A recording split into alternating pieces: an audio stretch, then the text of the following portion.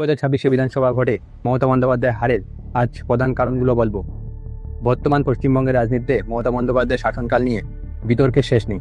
শিল্পায়ন ও কর্মসংস্থান, সিঙ্গুর থেকে টাটা বিদায়ের পর থেকে রাজ্যে কোনো বড় শিল্প প্রকট ঘটেনি, বরং হাজার হাজার যুবক আজকাল কাজের সন্ধানে ভিন রাজ্যে পাড়ি দিয়েছে। আর নিয়োগ দুর্নীতি, শিক্ষক নিয়োগ থেকে শুরু করে একাধিক সরকারি নিয়োগ, পাহাড়গ্রাম দুর্নীতির অভিযোগ সরকারের ভাবমূর্তিতে বড় ধাক্কা দিয়েছিল। সিন্ডিকেট রাজ, নির্মাণ শিল্প থেকে ব্যবসা সর্বত্রই সিন্ডিকেট এবং তোলাবাজি অভিযোগ রাজ্যের অর্থনৈতিক বিকাশকে থমকে দিয়েছিল।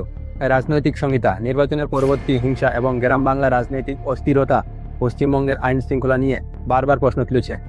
ঋণের বোঝা, একের পর এক জনমোহিনী প্রকল্পের ফলে ঋণের বোঝা আকাশ ছুঁই হয়েছে।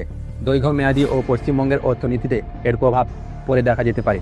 আপনার কি মনে হয় পশ্চিমবঙ্গের বর্তমান মুখ্যমন্ত্রী কি পারবে পশ্চিমবঙ্গকে উন্নয়নের পথে নিয়ে যেতে এবং ঋণের বোঝা শোধ করতে? কমেন্টে জানান আপনার মতামত।